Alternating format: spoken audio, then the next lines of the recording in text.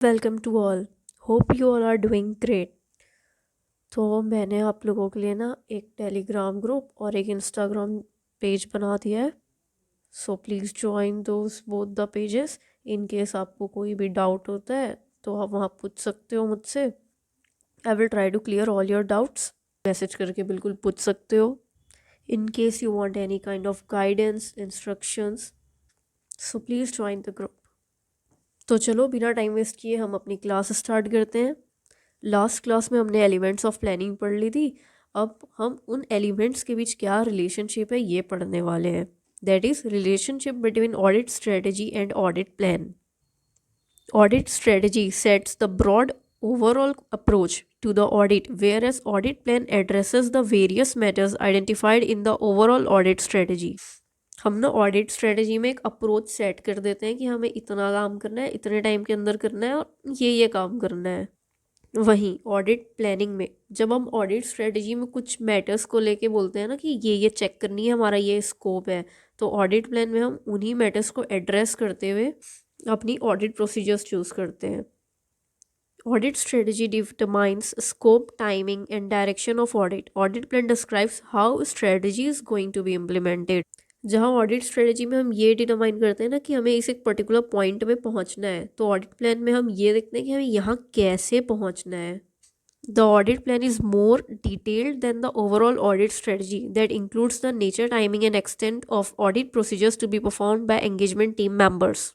अब ना इससे रिलेटेड करेक्ट इनकरेक्ट में क्वेश्चन आता है, यहाँ पे जस्ट अपोजिट लिख देगा कि overall audit strategy is more detailed than audit plan, जो कि गलत है। क्यों? ऑडिट स्ट्रेटजी में हमने क्या डिटरमाइन किया, क्या डिफाइन किया कि हमें इस एक पॉइंट में पहुंचना है, बस इतना बोल दिया, हो गया। अब यहाँ कैसे पहुंचना है, इस डायरेक्शन से आना है, इधर से आना है, स्ट्रेट आना है, घूम के आना है, कैसे आना है, ये हम कब कहाँ डिफाइन करते हैं? ऑडिट प्लान में। तो ऑब्वियस सी बात है कि ऑडिट प्लान एक डिटेल्ड वर्जन है ऑडिट स्ट्रेटजी का, इसलिए यहाँ लिखा है the audit plan is more detailed than the overall audit strategy. क्यों? क्योंकि ये इंक्लूड करता है nature, timing and extent of audit procedures to be perform by engagement team members. Planning for these audit procedures take place over the course of audit as the audit plan for the engagement develops. ये audit procedures की planning पूरे audit के बीच में चलती रहती है, ये continuous होती है, ये हमने ऑलरेडी पढ़ा हुआ है। यहाँ पे अगेन वही चीज़ लिखी हुई है कि जो ऑडिट स्ट्रेटजी होती है पहले हम वो इस्टेब्लिश करते हैं, फिर उसके बेसिस पे हम ऑडिट प्लान डेवलप करते हैं टू एड्रेस दोज मैटर्स जो ऑडिट स्ट्रेटजी में हमने डिटरमाइन की। और ये स्ट्रेटजी प्लान बनाते वक्त हम इस बात को अपने ध्यान में रखते हैं कि हम अपनी ऑडिट ऑब्जेक्टिव अचीव कर पाएँ, वो भी एक एफिशिएंसी के साथ। The establishment of overall audit strategy and detailed audit plan are not necessarily discrete और सिक्वेंशियल प्रोसेस। वो कोई सिक्वेंस वाइज नहीं चलता है।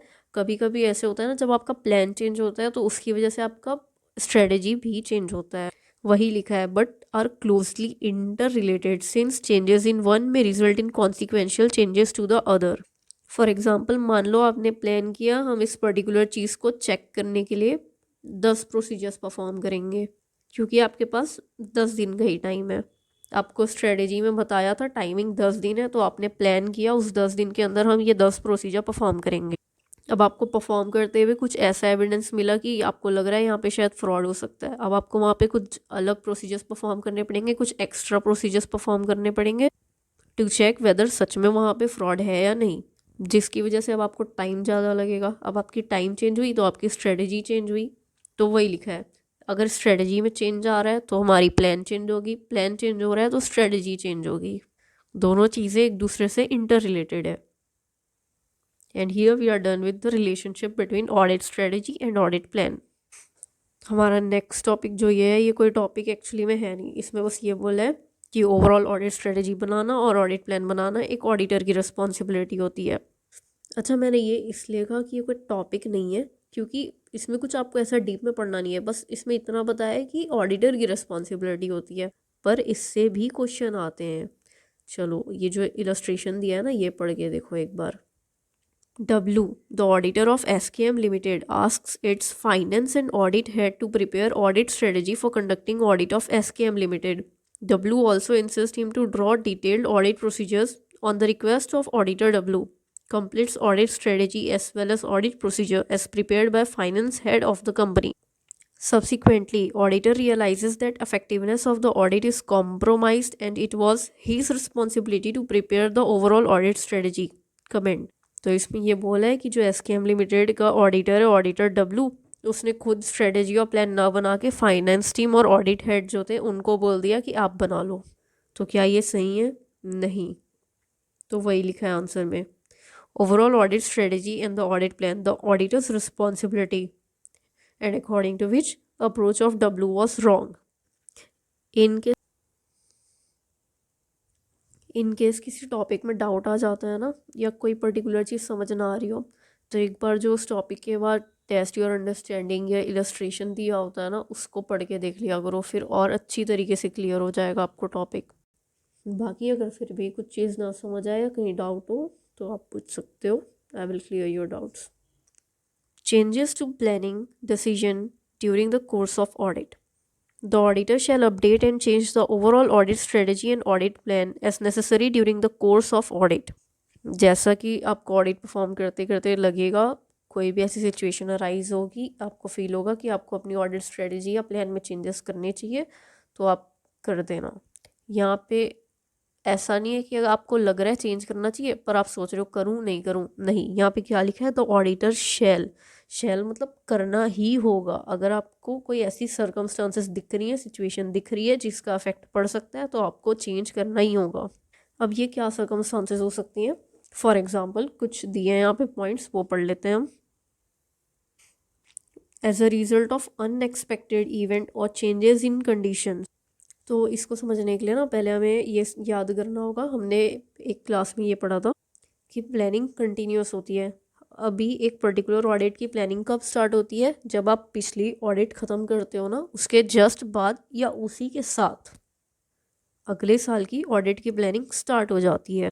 जैसे जैसे कंपनी का काम चल रहा होता है, day by day, month by month, आपकी प्लानिंग भी उसके साथ में बनती रहती है. अब मान लो ये कंपनी है, कंपनी ABC, इसने इन्वेस्ट कर रखा है 1 करोड़ इन कंपनी XYZ. मतलब इसकी बैलेंस शीट में इन्वेस्टमेंट दिख रहा है 1 करोड़ का. ठीक है. अब आपको ये तो पता है कि बैलेंस शीट में एसेट लाइबिलिटी दोनों हमारी टैली रहती है. मान लो कल को किसी भी रीज़न से या तो ये कंपनी बैंकरप्ट हो जाती है या कुछ भी ऐसा होता है कि ये रातों रात ये कंपनी बंद हो जाती है, कंपनी XYZ, एक ही दिन में. अब ये ABC के जो इन्वेस्टमेंट में 1 करोड़ दिखा रहा था, वो एक बार में डूब गए पूरे पैसे. इसके लिए सबसे बेस्ट एग्जांपल आप ले सकते हो, जब हिडेनबर्ग की रिपोर्ट आई थी तब स्टॉक मार्केट में एक बहुत बड़ा बदलाव देखने को मिला था. बहुत सी कंपनी के लॉस हुए हैं, बहुत भयंकर लॉस हुए हैं. इन्वेस्टमेंट कब आपकी 1 करोड़ से 0 पे आ गई, आपको पता भी नहीं चला. अब क्या इस एक अनएक्सपेक्टेड इवेंट, ये कंडीशन की चेंज की वजह से आपकी ऑडिट की स्कोप बदलेगी? स्कोप बदलेगी तो आपकी प्लानिंग बदलेगी. हाँ, बदलेगी. तो पहले हमने क्या समझा? As a result of unexpected events और चेंजेस इन कंडीशंस, और the audit evidence obtain from the result of audit procedures. अब जैसे कि आपकी कंपनी के डेटर्स में आप देख रहे हो, डेटर्स की लिस्ट में एक डेटर दिखा रहा है मिस्टर X 10 लाख का, और वहीं जब आपने क्रॉस चेक किया, आप मिस्टर X के पास गए, आपने उनको बोला कि आप अपनी क्रेडिटर्स लिस्ट दिखाओ. अब ये ऑब्वियस सी बात है, मिस्टर X आपके डेटर है, तो आप मिस्टर X के क्रेडिटर हुए, तो उसके क्रेडिटर लिस्ट में आपका नाम दिखेगा. अब मिस्टर X की क्रेडिटर लिस्ट में ABC है ही नहीं, तो बताओ आपको एविडेंस मिलने की वजह से, जो आपको यहाँ पे एविडेंस ऑब्टेन आपने किया है, आपको उसकी वजह से ऐसा लग रहा है कि यहाँ पे फ्रॉड हो सकता है, यहाँ पे कुछ मिस्टेक हो सकता है. अब आपको आपकी प्लानिंग चेंज करनी पड़ेगी, आपको और फर्दर प्रोसीजर्स परफॉर्म करने पड़ेंगे, आपको इस एक पर्टिकुलर मैटर में ज़्यादा ध्यान देना पड़ेगा. तो इन सब रीजंस की वजह से ना the auditor needs to modify the overall audit strategy and audit plan and thereby the resulting planned NTE, that is nature, timing and extent of FAP based on the revised consideration of assessed risk. इसका मतलब ये है कि जो हमने अभी points पढ़े, उनकी वजह से ऑडिटर को मॉडिफाई करनी पड़ सकती है अपनी स्ट्रेटजी और अपना, जिसकी वजह से जो रिजल्ट आएगा वो होगा प्लान्ड NTE ऑफ FAP. मतलब जब हम रैप परफॉर्म करते हैं, हमें कोई रिस्क दिखाई देती है, फिर उसके बेसिस पे हम फर्दर जो प्रोसीजर्स परफॉर्म करते हैं उसको बोलते हैं FAP. This may be the case when information comes to the auditor's attention that differs significantly from the information available when the auditor planned the audit procedure. अब इसके पीछे एक और रीज़न हो सकता है. जब आप प्लानिंग कर रहे थे ऑडिट की, आप प्लान बना रहे थे, तब आपके पास जो एविडेंस थे ना उसके बेसिस में आपने अपनी स्कोप सेट कर ली। अब आप जैसे जैसे प्रोसीजर परफॉर्म करते गए आपको और एविडेंसेस मिलते गए और आपको पता चला कि आपके पास जो पहले एविडेंस थे वो कॉन्ट्राडिक्ट कर रहे हैं इन एविडेंसेस के साथ। तो अब आपको समझ आ रहा है कि आपको अपनी स्कोप थोड़ी और बड़ी करनी पड़ेगी, आपको कुछ एक्स्ट्रा काम परफॉर्म करना होगा।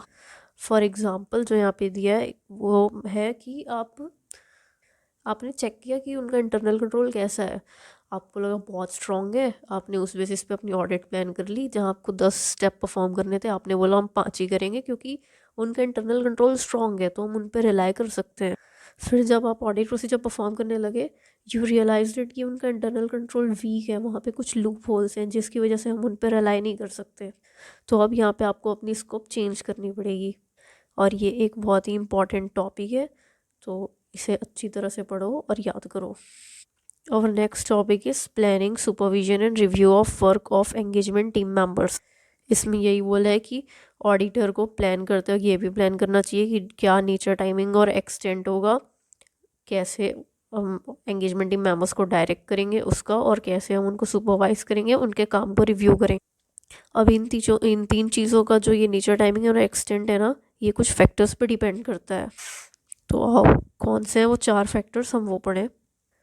The size and complexity of the entity. अब समझो कोई एक ऐसी एंटिटी है जिसका काम बड़ा सिंपल साधारण सा है, एक तरफ से सामान खरीदो और दूसरी तरफ सामान बेचो, कोई कॉम्प्लेक्सिटी नहीं है, तो आपको वहाँ पे ज़्यादा सुपरवाइज नहीं करना पड़ेगा, वहाँ पे उतना ज़्यादा रिव्यू नहीं करते रहना पड़ेगा हर पॉइंट पर। कोई कंपनी है जहाँ पे बहुत सारे स्टेप्स हैं, बहुत सारी कॉम्प्लेक्सिटी है, एक बहुत बड़े स्केल में ऑपरेट करती है, तो आपको टाइम टू टाइम सुपरवाइज भी करते रहना पड़ेगा, रिव्यू भी करते रहना पड़ेगा, और आपको अपने वर्कर्स को, अपनी टीम को डायरेक्ट करते रहना पड़ेगा कि इस तरीके से काम करो।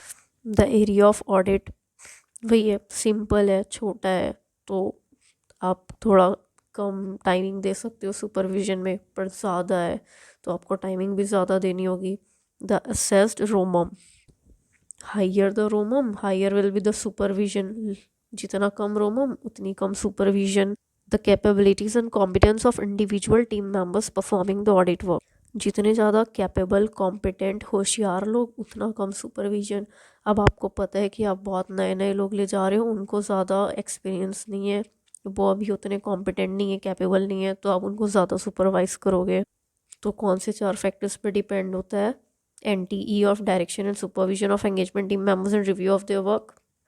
First, size and complexity of entity. Second, area of audit. Third, the assessed ROMUM. Fourth, the capabilities and competence of the individual team members performing the audit work. अब यहाँ पे हमने इंडिविजुअली ऑडिट स्ट्रेटजी क्या होती है, planning क्या होती है, प्लानिंग के 2 पार्ट होते हैं, पहला प्रिलिमिनरी एंगेजमेंट एक्टिविटीज़ परफॉर्म करना, उसके बाद प्लानिंग एक्टिविटीज़ परफॉर्म करना।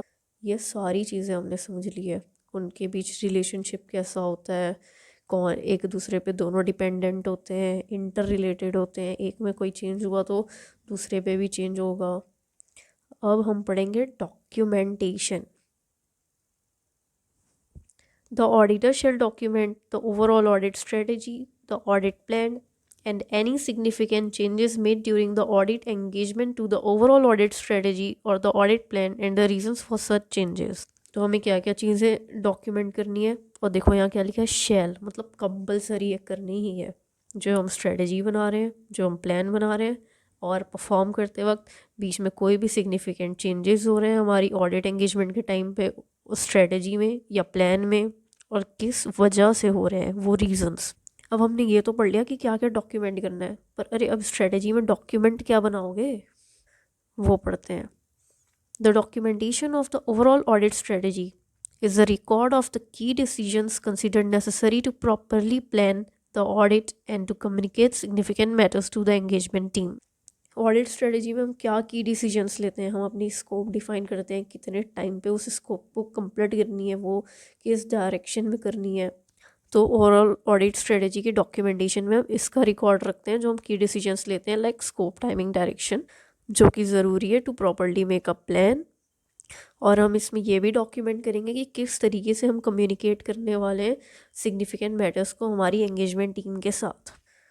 Then the documentation of the audit plan is a record of planned NTE of RAP and FAP at the assertion level in response to the assessed risk. Audit plan में हम क्या record रखेंगे, जो भी हम nature, timing और extent decide करेंगे, determine करेंगे ऑफ रैप, और उसके बेसिस पे जो भी एसेस रिस्क आ रही है उसके बेसिस पे हम जो फैप बनाएंगे, इन सब का डॉक्यूमेंटेशन आएगा डॉक्यूमेंटेशन ऑफ ऑडिट प्लान के अंदर. It also serves as a record of the proper planning of the audit procedures that can be reviewed and approved prior to their performance. अब आपने प्लानिंग की, आपने मन में सोचा कि मुझे ये रैप परफॉर्म करना है, फिर अगर इससे ये रिस्क दिखा तो फिर फैप में मैं ये करूँगी. बस सोच लिया, क्या हो जाएगा? नहीं, आपको लिख के रखना पड़ेगा, आपको उसको डॉक्यूमेंट करना होगा. ये ना फिर आपको जब आपको रिव्यू करना होता है, आपको चेक करना होता है परफॉर्म करने से पहले कि क्या हमने सही एक प्रॉपर प्लानिंग की है. तो उस टाइम ये आपको हेल्प करता है, ये आपको एज अ रिकॉर्ड सर्व करेगा उस time. The auditor may use standard audit programs or audit completion checklist tailored as needed to reflect the particular engagement circumstances. ये ना कुछ एग्जांपल्स हैं उन लिस्ट के जब हम बनाते हैं एक ऑडिट को डॉक्यूमेंट करते हो. ये जो लिखा है ऑडिट कंप्लीशन चेकलिस्ट, ये एक लिस्ट बनती है कि आपको क्या क्या आइटम्स चेक करने हैं while completing your audit. Standard audit program जो लिखा है, ये एक डॉक्यूमेंट होता है जो सर्व करता है as a checklist of questions to be asked during the audit. तो ये सब कुछ डॉक्यूमेंट्स के एग्जांपल है जो हम फॉर्म करते हैं. हर डॉक्यूमेंट का ना एक नाम होता है. तो हमने क्या समझा अभी, ओवरऑल ऑडिट स्ट्रेटेजी में हम क्या डॉक्यूमेंट करेंगे, जो की डिसीजंस हैं वो, और किस तरीके से कम्युनिकेट करने वाले हैं ये. ऑडिट प्लान में हम क्या डॉक्यूमेंट करते हैं, planned NTE of RAP and FAP. Now significant changes में क्या होगा, a record of significant changes to the overall audit strategy and audit plan and resulting changes to the planned NTE of audit procedures. Explains why the significant changes were made to the overall strategy. जब आप उस चीज़ को document करते हो ना कि आपने क्या क्या चेंजेस किए हैं, तो आपको ये क्लियर होता है कि किस वजह से ये चेंजेस हुए हैं, और फाइनली अब कौन सी ऑडिट स्ट्रेटजी अडॉप्ट की गई है. इससे ये भी रिफ्लेक्ट होता है कि क्या अप्रोप्रिएट रिस्पॉन्स दिया जा रहा है जो सिग्निफिकेंट चेंजेस हो रहे हैं उसको. अब ऑब्वियस सी बात है, आप चेंजेस बताओगे, चेंजेस का रीज़न बताओगे, तो ये तो स्पेसिफाई होगा ही ना कि आप अप्रोप्रिएट एक्शन ले रहे हो कि नहीं आपके सामने जो भी सर्कमस्टांसेस आ रही हैं उसके against. I hope you all are clear with this topic documentation. अब ये जो टेस्ट योर अंडरस्टैंडिंग के क्वेश्चन है ये सॉल्व करके देखना. Audit program. It is desirable that in respect of each audit and more particularly for bigger audits, an audit program should be drawn up. Generally ऐसे तो हर ऑडिट के लिए, पर स्पेसिफिकली जो बड़ी ऑडिट्स होती हैं ना उसके लिए आपको ऑडिट प्रोग्राम बनाना ही चाहिए. अब ये ऑडिट प्रोग्राम क्या होता है, so it is a list of examination and verification steps to be applied and set out in such a way that the inter relationship of one step to another is clearly shown. ये list of examination और verification steps है जो हमें perform करनी है, और वो इस तरीके से लिस्ट की जाती है जो, जैसे फॉर एग्जांपल आप फर्स्ट स्टेप परफॉर्म कर रहे हो स्टेप X, सेकंड है आपका स्टेप Y. तो ये लिस्ट इस तरीके से बनी होगी ना कि आप जब X से Y में जा रहे हो तो आपको उनके बीच में जो ये इंटर रिलेशनशिप होगी ना वो समझ आएगी कि X के बाद आप Y ही क्यों परफॉर्म कर रहे हो. आप Z कर सकते थे, आप कुछ दूसरा कर सकते थे, पर आप इस स्टेप के बाद इस पर्टिकुलर स्टेप को परफॉर्म कर रहे हो तो कोई इंटर रिलेशनशिप होगी उनके बीच. तो ऑडिट प्रोग्राम वो होता है जहाँ पे आप इस तरीके से लिस्ट बनाते हो एग्जामिनेशन और वेरिफिकेशन स्टेप्स का, कि आपको उन स्टेप्स के बीच के इंटर रिलेशनशिप बहुत क्लियरली दिखाई दे, समझ आए, डिज़ाइंड हो. कीपिंग इन व्यू, कुछ चीज़ों को ध्यान में रखते हुए हम ये लिस्ट बनाते हैं. वो क्या है, the assertions discriminable in the statement of accounts. अब असर्शंस क्या है, the information which management states to be true, और डिस्क्रिमिनेबल का मतलब होता है प्रेडिक्टेबल, जो प्रेडिक्ट किया जा सकता है. तो जो प्रेडिक्टेबल असर्शंस होते हैं ना हमारे स्टेटमेंट ऑफ अकाउंट्स में या जो अकाउंटिंग रिकॉर्ड्स के बेसिस पे बने होते हैं, उन असर्शंस को ध्यान में रखते हुए हमें ये लिस्ट ऑफ एग्जामिनेशन और वेरिफिकेशन प्रोसीजर बनानी होती है. इसे कहते हैं हम ऑडिट प्रोग्राम. अगर ऑडिट प्रोग्राम का डेफिनेशन लिखना हो तो basically in simple words, an audit program consists of a series of verification procedures to be applied to the financial statement and accounts of a given entity for the purpose of obtaining sufficient evidence to enable the auditor to express an informed opinion on financial statement. In simple words लिखा है कि audit programme series होती है verification procedure की जो apply करनी होती है हमें फाइनेंशियल स्टेटमेंट पे, अकाउंट्स पे, गिवन एंटिटी के for the purpose of obtaining evidence, जिसके बेसिस पे फिर ऑडिटर एक्सप्रेस करता है अपना opinion. In other words, an audit program is a detailed plan of applying the audit procedures in the given circumstances with instruction for the appropriate techniques to be adopted for accomplishing the audit objectives. Audit program basically एक detailed plan है कैसे हम audit procedures perform करेंगे, कौन सी techniques हम adopt करेंगे इस चीज़ की. Evolving one audit programme not practicable for all businesses. मतलब एक ऑडिट प्रोग्राम को सारे बिजनेसेस में घुमाते रहना प्रैक्टिकेबल नहीं है, ना पॉसिबल है. क्यों? अभी हमने क्या पढ़ा ऑडिट प्रोग्राम में. ऑडिट प्रोग्राम हमें किन चीज़ों को ध्यान में रखते हुए बनाना है. Assertions discriminable in the statement of accounts और काउंटिंग रिकॉर्ड्स. अब भाई किसी एक फर्म की जो स्टेटमेंट है उसके असर्शंस अलग होंगे, किसी दूसरी फर्म के असर्शंस अलग होंगे. तो आप एक फर्म के बेसिस पे बनाया ऑडिट प्रोग्राम हर फर्म पे तो नहीं चला सकते ना. तो हमारा नेक्स्ट टॉपिक इसी के बारे में है. Evolving one audit programme not practicable for all business. क्यों? Because business vary in nature, size and composition. हर बिजनेस का नेचर, हर बिजनेस का साइज और उनका कंपोजिशन सेम नहीं होता, वो अलग होता है. Work which is suitable to one business में not be suitable to other. अब एक मैन्युफैक्चरिंग कंपनी है, एक ट्रेडिंग कंपनी है, तो दोनों के लिए क्या एक पर्टिकुलर काम सूटेबल होगा. जो एक के लिए फ़ायदेमंद है वो दूसरे के लिए नुकसान वाला चीज़ भी हो सकता है. Efficiency and operation of internal controls and the exact nature of the service to be rendered by the auditor are the factors that vary from assignment to assignment. Obvious सी बात है, एक पर्टिकुलर एंटिटी में जाके एक auditor जो service provide कर रहा है ज़रूरी थोड़ी है दूसरी एंटिटी में भी वही एकदम सेम सर्विस प्रोवाइड करेगा.